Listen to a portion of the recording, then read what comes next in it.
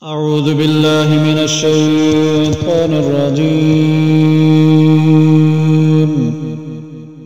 بسم الله الرحمن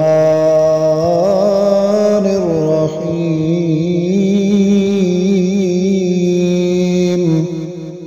أولم يهد للذين يرثون الأرض من بعد أهلها أن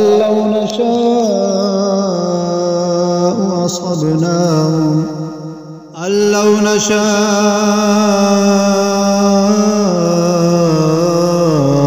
أصبناهم بذنوبهم ونطبع على قلوبهم فهم لا يسمعون.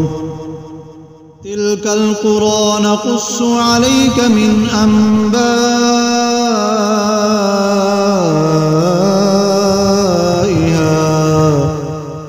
ولقد جاءتهم رسلهم بالبينات فما كانوا ليؤمنوا بما كذبوا من قبل ذلك يطبع الله على قلوب الكافرين. وما وجدنا لأكثرهم من عهد وإن وجدنا أكثرهم لفاسقين.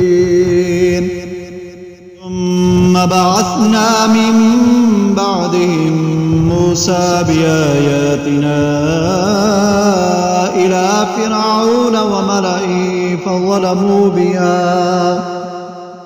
فانظر كيف كان عاقبة المفسدين. وقال موسى يا فرعون إني رسول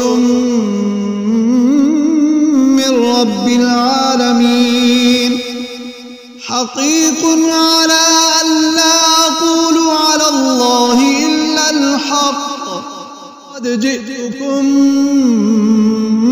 ببينة من ربكم فأرسل معي بني إسرائيل.